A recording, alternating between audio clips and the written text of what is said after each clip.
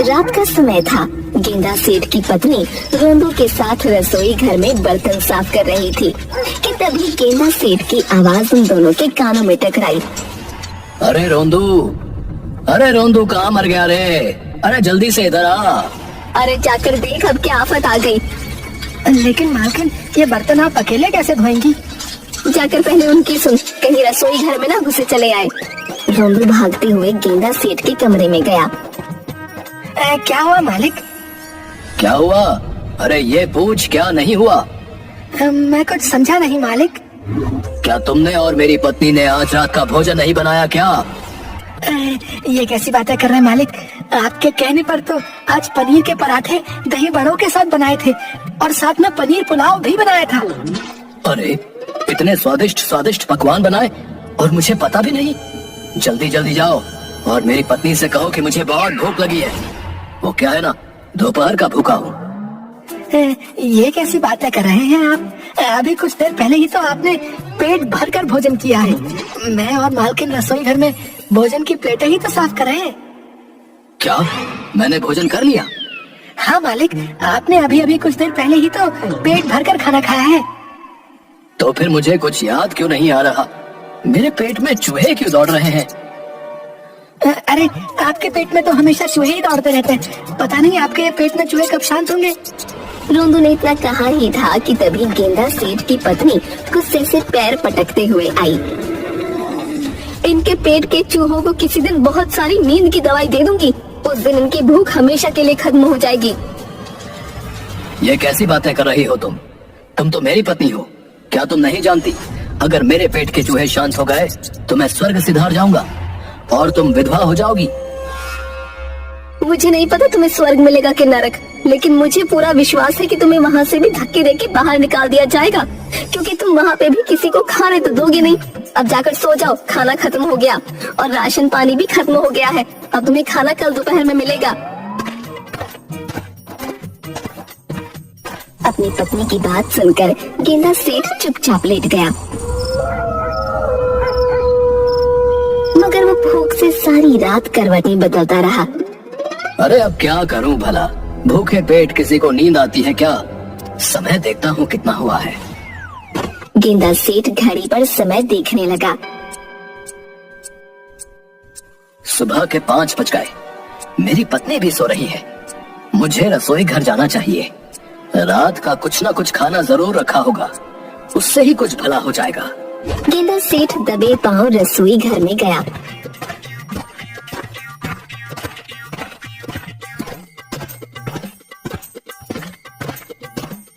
मगर उसने देखा रसोई घर के बर्तन साफ पड़े थे। इसका मतलब मेरी पत्नी सही कह रही थी, राशन पानी भी खत्म हो गया है। अब मैं क्या करूं? मुझे तो बहुत तेज भूख लगी है। एक काम करता हूँ, बाहर जाकर कुछ जुगाड़ पानी करता हूँ।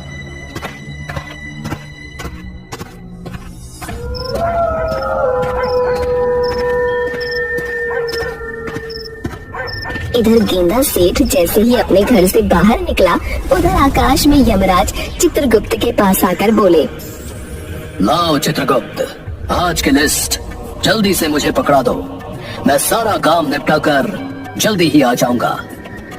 ये लीजिए यमराज, आज आपको सिर्फ एक ही व्यक्ति की आत्मा को यहाँ पर लाना है। क्या? सिर्फ एक ही व्यक्ति की आत्मा, और वो भी पूरे धरती लोक में? ये तुम कैसी बातें कर रहे हो चित्रगुप्त? ये एक व्यक्ति लाखों लोगों पर भारी है यमराज।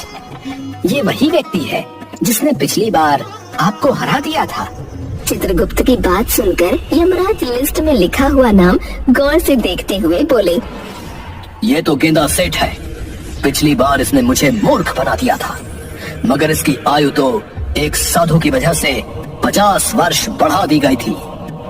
हाँ, लेकिन उस दिन के बाद से इसने लोगों का जीना हराम कर दिया, इसीलिए इसकी आयु 50 वर्ष घटा दी गई है। चिंता मत करो चित्रगुप्त, मुझे गेंदा सेठ से अपना पुराना बदला चुकाना है। ज्यादा बातें मत करिए यमराज, फिर से आपको समझ रहा हूँ, कहीं उसकी बातों में मत आ जाना और उसके खाने के चैलेंज को स्वीकार मत कर लेना, नहीं तो आप हार जाओगे। यमराज चित्रगुप्त की बात का जवाब दिए बगैर अपने भैंसे पर बैठकर सीधे पृथ्वी की ओर चल दिए। यमराज का भैंसा यमराज से बोला, यमराज जी, पिछली बार गेंदा सेठ ने आपका जो अपमान किया था, मुझे बहुत बुरा लगा था। मुझे लगा था कि वो इतना नहीं खा पाएगा, मगर पता नहीं उसके पेट के अंदर से खाना आखिर जाता कहाँ है। ये एक शोध का विषय है। इस बार आप मुझे मौका दीजिए। मैं कुछ समझा नहीं। यमराज, आप तो जानते ही हैं कि मेरी खुराक कितनी है। मुझे पूरा विश्वास है कि मैं गेंदा सेठ को हरा दूंगा। याद है आपको, पिछली बार मैं सारे देवताओं और अप्सराओं का भोजन चट कर गया था और कैसी खलबली मच गई थी। भैंसे की बात सुनकर यमराज गहरी सोच में पड़ गए। अचानक यमराज के होठों पर रहस्यमयी मुस्कुराहट आ गई। तुमने सही कहा मेरे भैंसे। मैं तो भूल ही गया कि तुम एक जादुई भैंसे भी हो। तुम्हारा मुकाबला तो कोई कर ही नहीं सकता। फिर उस गेंदा सेठ की क्या औकात है। इस बार मैं उसकी आत्मा खींचने से पहले उसे हराऊंगा। उसके बाद उसे ले जाकर सीधे नर्क में फेंक दूंगा। इधर गेंदा भूख से बेहाल अनजान दिशा की ओर चला जा रहा था। तभी उसके कानों में एक व्यक्ति की आवाज टकराई। अरे भैया, इतनी सुबह सुबह कहाँ आ रहे हो तुम? हैं? उससे आगे तो जंगल है भैया। गेंदा सेठ उस व्यक्ति की ओर पलटकर बोला, वो क्या है कि मुझे बहुत भूख लगी है और भूख में मुझे कुछ पता नहीं रहता कि मेरे कदम कहाँ चले जाते हैं। सिर्फ इतना जानता हूँ कि जहाँ भोजन होता है मेरे कदम स्वयं वहाँ चले जाते हैं। तुमने बिल्कुल सच कहा भैया। दरअसल मैंने भगवान से एक मन्नत मांगी थी जो कि पूरी हो गई। इसीलिए मैं गांव में प्रसाद बांटने के लिए निकला हूँ। अच्छा हुआ सबसे पहले व्यक्ति तुम ही निकले। अच्छा, जब ही कहूँ कि मेरी नाक में ये सुगंधित खुशबू कहाँ से टकरा रही है। कहाँ है प्रसाद? वहाँ पर बैठ जाओ।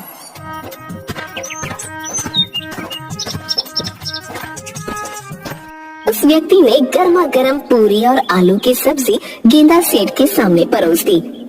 अरे वाह वाह वाह, सुबह सुबह ही देसी घी की पूरी और मेरी मनपसंद आलू की सब्जी। आज तो मजा आ गया।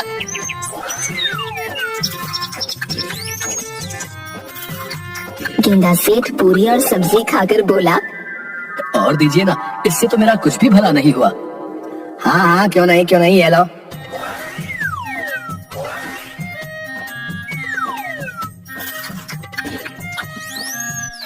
गेंदा सेठ कुछ ही देर में 150 पूरियां खा गया। अब लग रहा है जैसे कि पेट में कुछ जा रहा है। और लाओ ना। आखिर तुम कौन हो भाई? हैं? मैंने गांव में प्रसाद बांटने के लिए 200 पूरियां बनवाई थी। 150 तो तुम ही खा गए। अरे तो तुम्हारी पूरी 50 पूरियां बची है ना, तुम अब उसे बांट कर क्या करोगे? वो भी मुझे दे दो। भगवान बहुत प्रसन्न होंगे तुमसे। उस व्यक्ति ने क्रोधित होकर तो 50 पूरियां गेंदा सेठ को पकड़ा दी और गुस्से में पैर पटकता हुआ दूसरे व्यक्ति से बोला, भैया, ये आदमी है या यमराज का भैंसा? पूरी 200 पूरियां खा गया। अब मैं मंदिर के बाहर प्रसाद कैसे बांटूंगा भैया? आपको 200 पूरियों का इंतजाम दोबारा करना होगा। तुम सही कह रहे हो भैया। मैं और प्रसाद तैयार करवाता हूँ जब तक तुम मंदिर पहुँचो। इतना कहकर वो दोनों व्यक्ति अलग अलग दिशाओं में चले गए। गेंदा सेठ खाते हुए उन सब की बातें गौर से सुन रहा था। अरे वाह, फिर तो मजा आ गया। मंदिर में भी सारी पूरियां मैं ही खाऊंगा। किसी भूखे को भोजन कराना कितना पुण्य का काम होता है। भगवान इस व्यक्ति से बहुत ज्यादा प्रसन्न हो जाएंगे। कुछ घंटे बाद गेंदा सेठ धीरे धीरे कदमों से मंदिर की ओर बढ़ा, जहाँ पर वही दोनों व्यक्ति प्रसाद बांटने की तैयारी कर रहे थे। अरे तुम यहाँ क्यों आए हो? अरे तुम ही तो बातें कर रहे थे कि तुम मंदिर में भी प्रसाद बांटोगे, तो सोचा कि मैं भी थोड़ा सा प्रसाद चख लूं। भैया, भगवान के रास्ते यहाँ से चले जाओ भैया। और भी बहुत से लोग प्रसाद खाना चाहते हैं, कम से कम उन्हें तो खाने दो। तुम मेरा अपमान कर रहे हो। तुमने भगवान से मन्नत मांगी थी प्रसाद बांटने की, और देखो मैं तुम्हारा प्रसाद खाना चाहता हूँ, मगर तुम मुझे अपमानित करके भगा रहे हो। देखना, ईश्वर का प्रकोप बहुत जल्दी तुम पर टूटेगा। गेंदा सेठ की बात सुनकर वो व्यक्ति बुरी तरह से डर गया। अरे भैया, अरे रुको रुको, लो लो लो, पहले तुम ही प्रसाद चख लो भैया।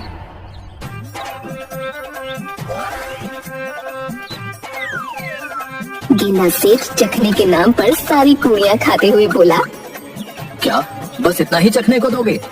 थोड़ी और पूरियां लाओ। भैया तो इंसान है या यमराज का भैंसा है? ईश्वर, आखिर तू इसे अपने पास क्यों नहीं बुलाता? अरे इतने सारे अच्छे इंसानों की यमराज आत्मा खींच कर ले जाते हैं, इसकी आत्मा क्यों नहीं खींच ले जाते?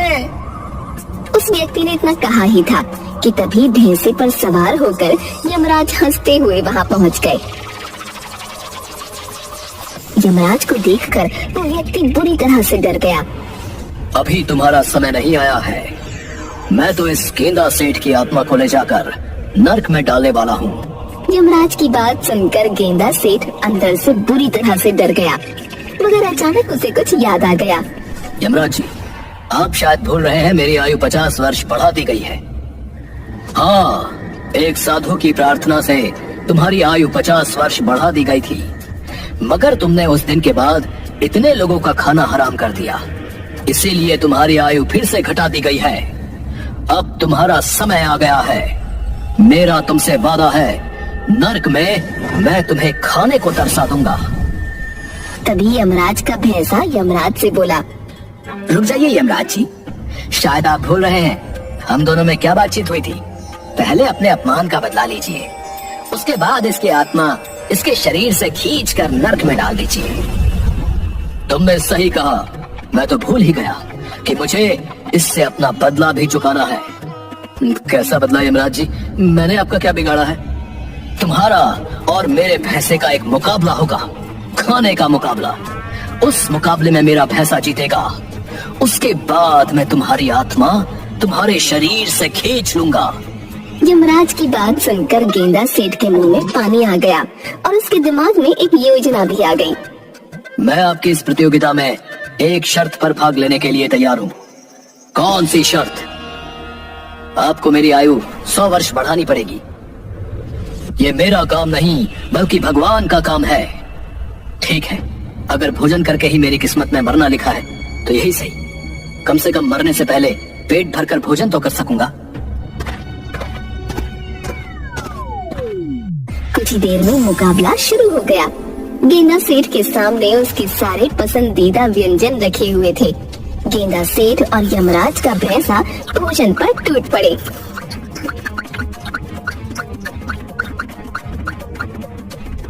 यमराज जी, सारा भोजन खत्म हो गया, मगर मुझे अभी भी बहुत तेज भूख लग रही है।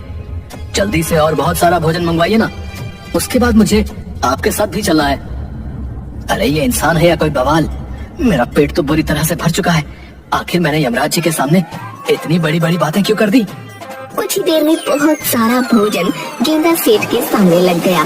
गेंदा सेठ देखते ही देखते सारा भोजन चट कर गया। यमराज जी, अभी मेरा कुछ भी भला नहीं हुआ। गेंदा सेठ की बात सुनकर यमराज क्रोधित हो गए और गुस्से से गांव शहर का सारा भोजन लाकर गेंदा सेठ के सामने रख दिया। खाओ इसे, आज मैं देखता हूँ तुम्हारी भूख मिटती है या नहीं। मेरा भैंसा भी कम नहीं है। देखना गेंदा, मेरा भैंसा ही जीतेगा।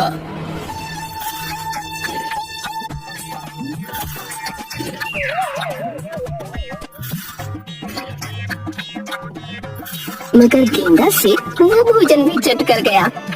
और भोजन लाओ यमराज जी, अभी मुझे और भूख लग रही है। मेरे पेट में चूहे दौड़ रहे हैं। बस, अब मैं भोजन का एक निवाला भी नहीं खा सकता। अगर मैंने एक निवाला भी खाया तो मैं गिर जाऊंगा। अब मैं क्या करूं? तभी यमराज के कानों में एक आवाज टकराई। गेंदा सेठ की आयु 50 वर्ष और बढ़ा दी गई है, क्योंकि इसकी भूख कोई नहीं मिटा सकता। मुझे डर है कहीं ये सारे पृथ्वी वासियों का भोजन ही ना खा जाए। तुम वापस आ जाओ। गेंदा सेठ, तुम्हारी आयु फिर से 50 वर्ष बढ़ा दी गई है, लेकिन मुकाबला अभी खत्म नहीं हुआ। यमराज ने इतना कहा ही था कि तभी यमराज का भैंसा बेहोश होकर गिर पड़ा। मगर गेंदा सेठ भोजन खाने में व्यस्त रहा।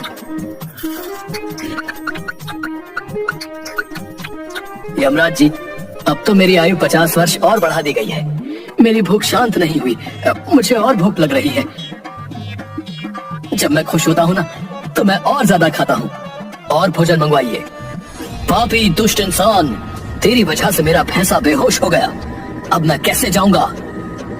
कुछ देर बाद यमराज के भैंसे को होश आ गया। आज जा रहा हूँ गेंदा, लेकिन याद रखना, मैं तुम्हें भूलूंगा नहीं। 50 साल बाद आऊंगा। यमराज जी, चला नहीं जा रहा। हाय, पेट फटने को हो रखा है। मर गया। मुकाबले के लिए बहुत उतावले थे ना, अब आई अक्ल ठिकाने। इतना कहकर यमराज अपने भैंसे के साथ वहाँ से चले गए। गेंदा सेठ मुस्कुराते हुए अपने घर आ गया।